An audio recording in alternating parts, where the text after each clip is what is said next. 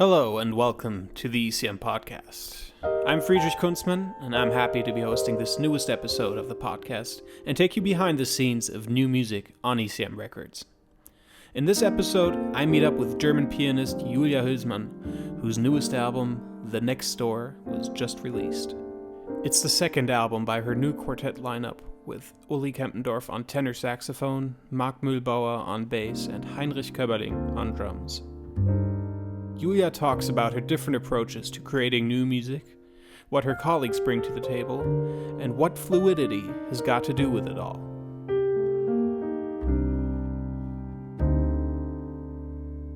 Hi, Julia, and thanks for joining me. Yeah, thanks a lot. Good to be here. Straight off the bat, what is the first thing that comes to your mind if you want to describe your new album to someone who hasn't heard it yet? Oh, that's always difficult. It's always difficult to describe a thing where you are deep into it, so where you're part of it and in the middle of it.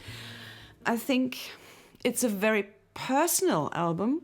Everybody from the band, every band member puts in their whole personality. I think it's a real jazz album, whatever that means. But that's something which I have the feeling that sometimes in the years before my music was had different aspects, maybe quite a bit of European music in it, and this time I have the feeling it's jazz. There are quite a few swing tunes on it. For sure, definitely.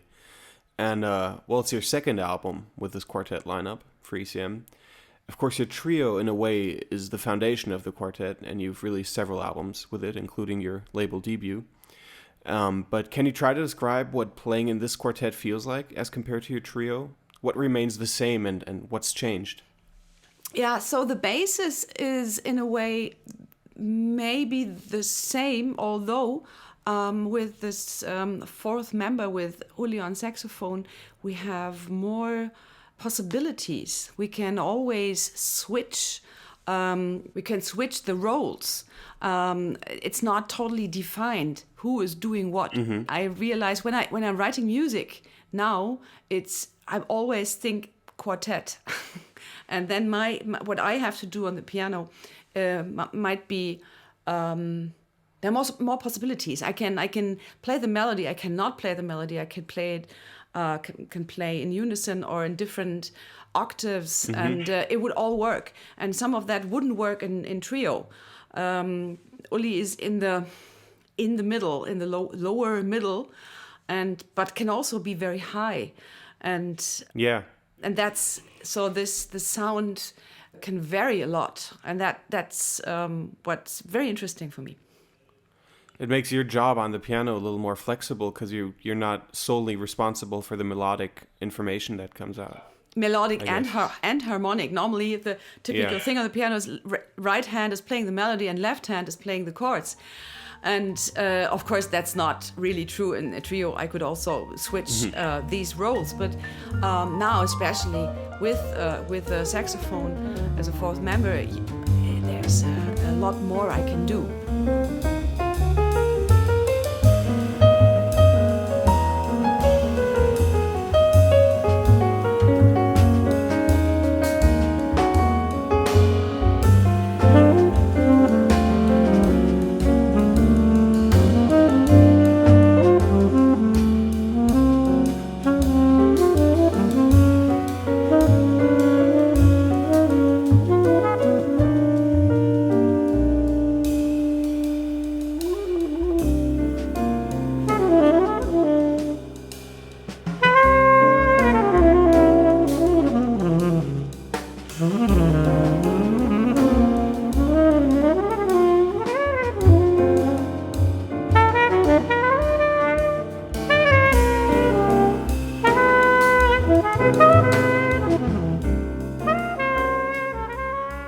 And since your last album, Not Far From Here, you've had a lot of time to get even more fluent and familiar with each other on the road, especially with Uli, saxophonist Uli Kempendorff.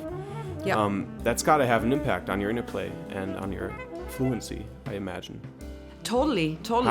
we really played a lot, and sometimes in the middle of the concert I realized that we have closed eyes and we just go wherever we want to go. And in the beginning I was very alert always to get where we might be able to go. It sounds a little complicated, but actually it wasn't that complicated, of course. In the beginning it was just being very open and like having your antennas out and to get where the other person wants to go and what the possibilities are. And now it's more like we can go with the flow. We can just go left or right or down or up. And that can happen in the middle of the tune, and we won't be... Sometimes we might be surprised, of course, but it's a nice surprise, and we can take a lot more risks now because we know we will find each other again. It's no problem. Flow is also similar to a title that you have on your album, right? Do you have a title called Fluid? Yes. Where you... We spoke before, and you were talking about, the element of water, the element of flowing, fluidity, which is important to you. And yes, that's very important to me, to have the feeling that we can easily flow wherever we want to to. And for me, water is something that calms me. But also there can be a lot of energy in water with the big waves. But it has a basis, but it might sound weird that water has a basis, but to me it has. But it's also it can also move, and the movement is important as well. Interesting. Well, yeah, because in itself it's just basically a chemical substance that or a natural substance that shifts and has so many facets. Because like you said, it can be terrifying if you're in an ocean and it's sucking you out into the open sea. Yeah, I mean, this is I like to look at this. That's the interesting thing. When I love to have a vacation by the sea, but I'm also very terrified by the sea. I mean, I want to look at it. I don't want to be in it. And in the music, I have the feeling I can be in it. So.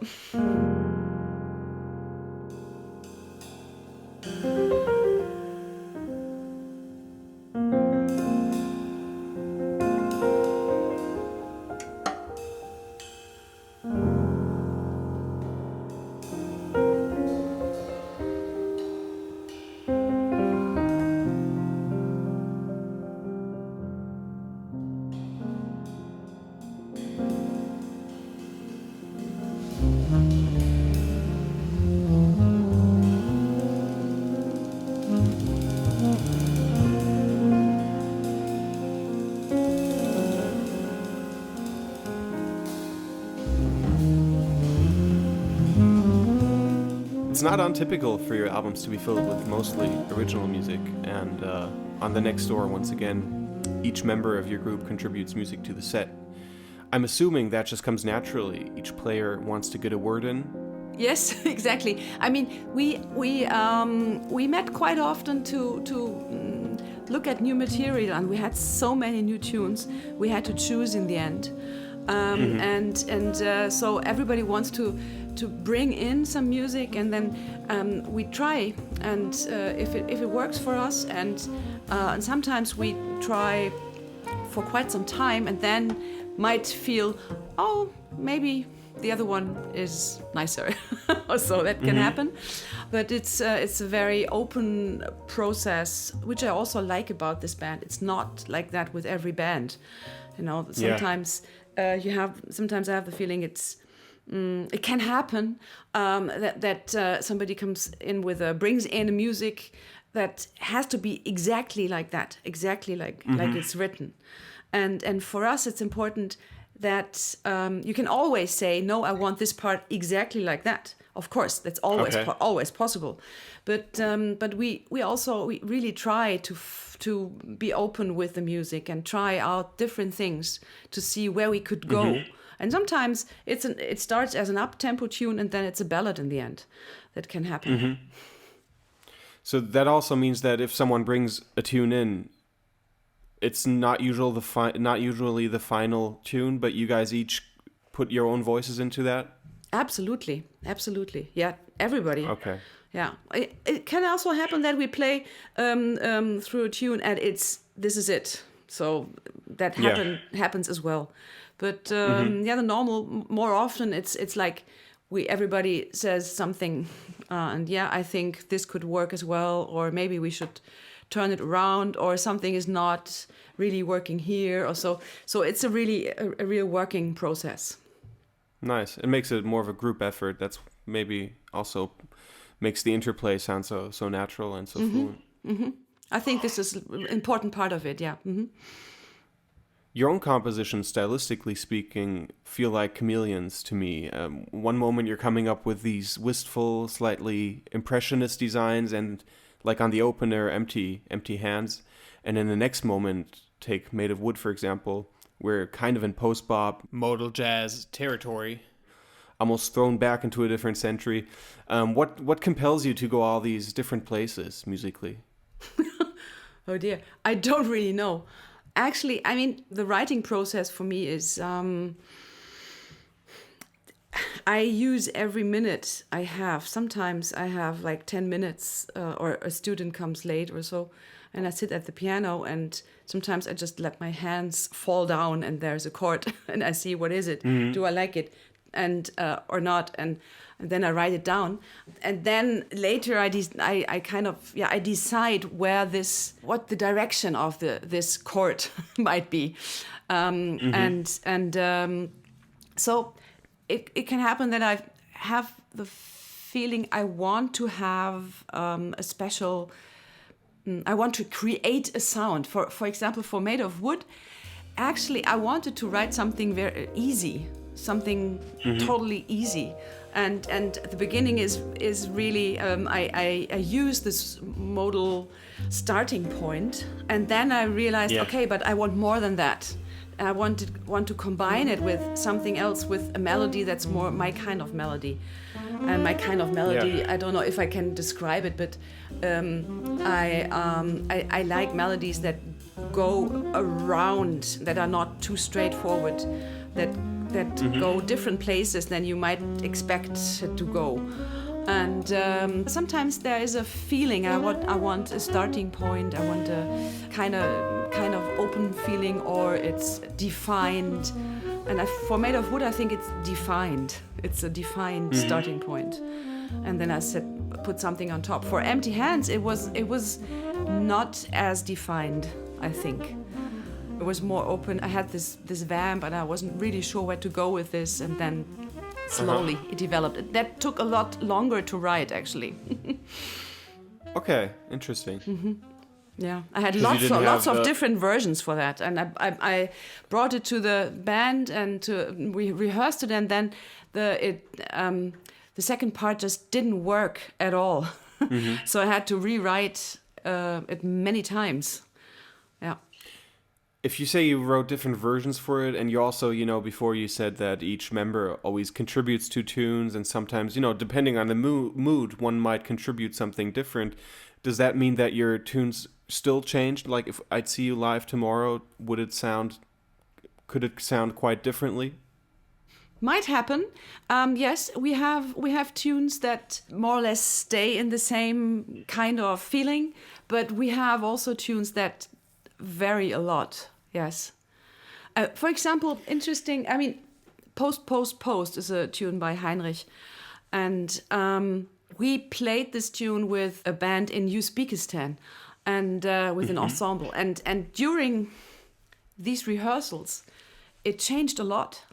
And we tried out so many different things, and it might happen that at a concert tomorrow that we decide, we do it different today, and the bass solo will not be there, and we have the open part longer or shorter or so. Yes, that might happen, and sometimes we don't talk about it; it just happens. Yes, that's fun. It's a fun tune. It has a deconstructed start, and it goes someplace else after that. Yes. Yeah, I think so too. The other Köbberling tune on the record is Lightcap. Yeah. Which he dedicated to Chris Lightcap, Yes. whom he played in trio with in the 90s. Yes, exactly. Yeah, and he's totally into. He liked his compositions so much that he wanted to write something like that. And this is also very interesting because I think this time, Heinrich's time in New York, was very important for him, and it's nice to hear that he brings this period in into his music now. And yeah, it's also I would call it a very jazzy tune as well. For sure. It's totally different than post. That's a different world to me.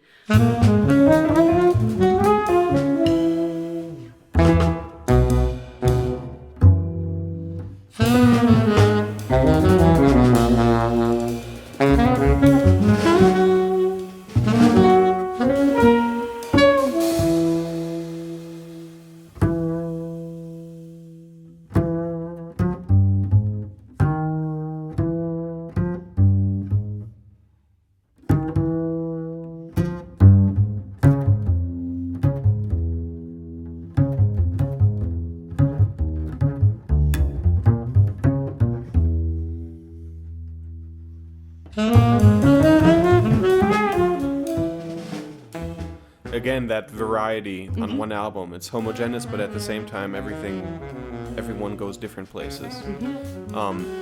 Which leads us to, of course, your partners also have their own voices and compositional strengths, not only you.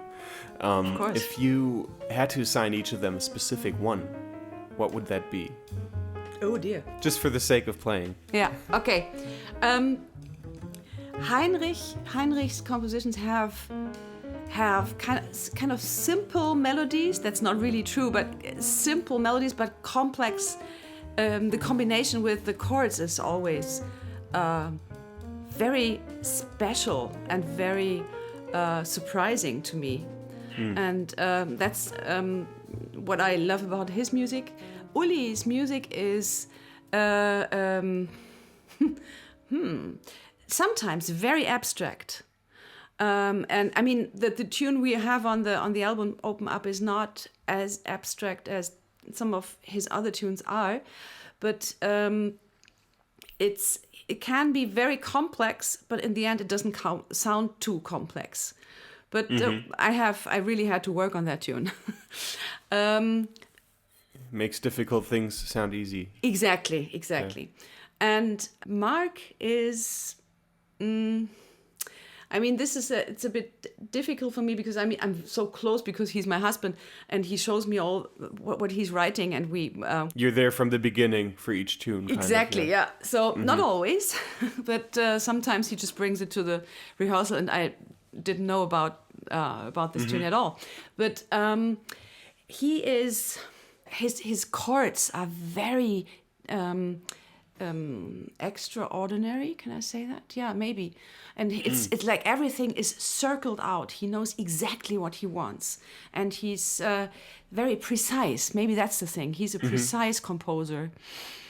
I'm not very precise. I just write it down, and sometimes I don't even know what kind of chord that is, how to name this chord, and Marc always knows what it is. He could always tell me exactly that it's this kind of chord and it comes from there and goes to this in this direction. I could never do that. I'm more intuitive. I let my hands fall down the piano and then there it is. And then afterwards you name the chord. Exactly. And afterwards to note it down for your colleagues. And we have long discussions about that as well. I mean, how to name chords, and you can have different opinions about that as well. But it's sometimes really funny. And sometimes it happens as well with rhythmical ideas that I have a different pulse than the other band members, so sometimes Heinrich asks me, what do you think there? And I say, I think this. And then he said, oh really, I think this, and it's something different, but it works. Still works. So. A lot of the lines you play as a group are carefully intertwined. One might even call that the condition for making jazz. Do you feel it's easier to get to a place where you're able to have these intimate musical conversations with your colleagues in the studio or live? Oh, good question. It's different. In the studio, there's so much intimacy. it's so you can hear every little detail, and sometimes that makes it easier. You can hear the breathing, and you know, it's going there, and then it's we can go together to these different places. But also, it's in the studio. You want to have it right, you know, and I'm a little more careful in the studio. I think live we take more risks. It's not such a big thing when it's like this, and then we go somewhere else, but then we meet again. Although in studio that happens too. It's difficult to say, really. Well, I mean, one thing that is to me obvious if I think about it is that, you know, if you didn't like a try, you have a second try and you have a third try. And live you would never, you know, okay, we're going to play this tune again, but in a different way. Yeah. And you have these options in the studio to redo it. Yeah, that's true. That's of course something we also did in the studio. We recording this album, we did second or third or fourth versions. We tried to do it really different and listen to it and decided to go in a different direction. And that's really nice about the work in studio. That you can listen to it, you have an idea what it is like, and then you can do it again and different. And this is something you can't do on stage, of course, in a concert. This is it, and that's the magic of the moment in the live concert is a different thing than the magic in the moment in the studio. Both can happen, and but it's different. Mm-hmm. Yeah. And of course, Studio La Buissonne isn't just any studio, but you've recorded there before, and this studio and Gerard and the whole team is. I mean, it's so nice. It's such a luxury to be able to record in this atmosphere. And yes, I mean, this is really wonderful. It's it's totally different than to work somewhere else. Of course, yeah. And this might be another difficult question, but just for the sake of it, what are your biggest hopes and fears before such a recording session? And how did things end up transpiring?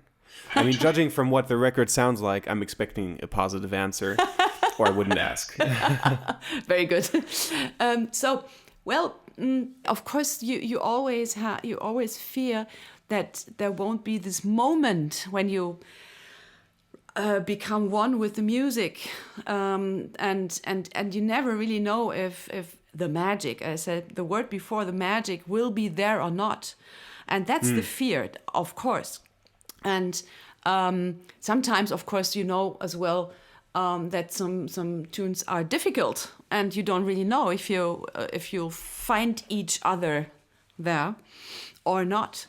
But I mean, we are kind of experienced to record together and to work in this kind of atmosphere, a very good atmosphere. But also with the thing, you have 2 days and you have to record the music in 2 days. We are used to that, which helps a lot. Yeah. To stay confident and to know we'll find a way to make it work. And it also helps to know that we have enough music, that in the end we can decide if we want to record all the tunes or just a few of them, and that we are flexible to change it during working on things, or just to decide, okay, no, this is not a tune that we want to have on the album. Maybe we have to do something totally different. That's something that I learned over the years, to be open and I think all of us, that we have to decide in the moment in which direction we want to go, that we don't cling to something you wanted to have on this album, but it's not working. You have to let go. Yeah. You have to let go of this idea, and then maybe it works. And I mean, there were a few moments where I had the feeling, oh, I have a tune in mind. Made of Wood, the first version, was a lot more forward going. I mean, like with more energy and more louder, faster, I think. And then we recorded again in this relaxed atmosphere situation, and I liked it a lot more. I thought, yeah, this is the kind of sound that I wanted. It has this smoky swing quality to it. It's yes, very... yes. And leaning backwards, and I'm just playing, and yes, so I know where I am, and I know where I want to go, and yeah.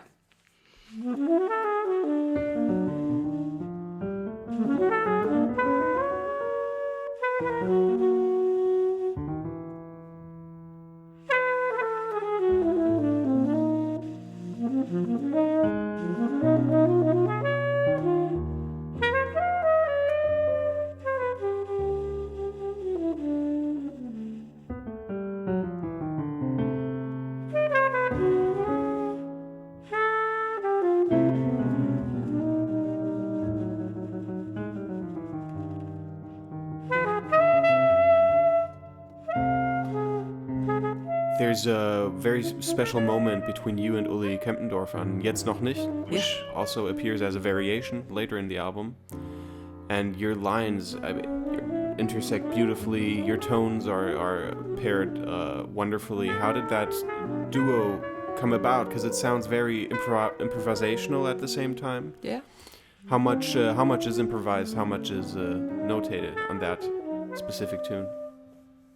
Well, I mean, the lines are more or less written down, but I remember clearly when we were at a sound check for a concert, and I had in mind that we will record that tune or the others pretty soon, and I wasn't sure about how I wanted this. And then I started the line.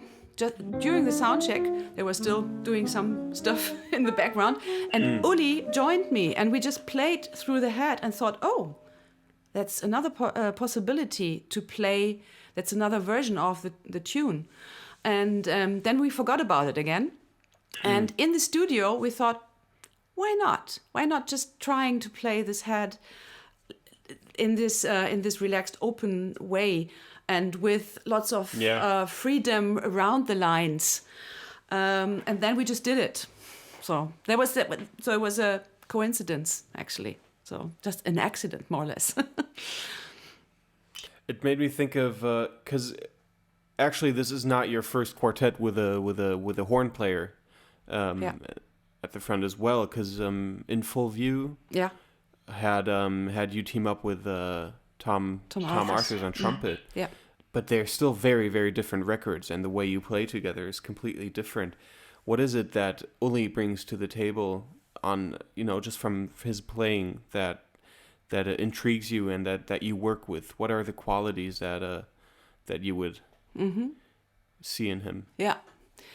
So Uli has this strong jazz background that he brings in that he transports into now, today, and so I have the feeling that he is a player who has a vision where he would like the jazz to go. I don't know if he would agree, actually, but I have the feeling that he is a very modern player, but with the whole basis, with everything. So with every jazz line, typical jazz line, knowing about it, having it, he has it in his system, but then he goes somewhere else. And this is what I love about him. And he has the ability, he can be very powerful, but he can also be so soft and so playing around warm, soft melodies. And in the next moment, he can just turn around and do the typical tenor sound. If it's needed, if the music needs it. And this is, he is so, in the music, he can always change in a second. He can change the direction.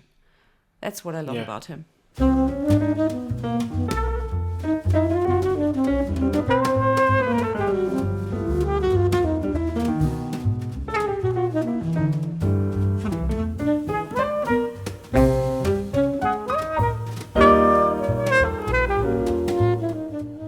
That was Julia Hülsmann talking about her new ECM record, The Next Door. Thank you for joining me in the ECM Podcast. I'm Friedrich Kunzmann, and I'm looking forward to sharing more new music with you very soon.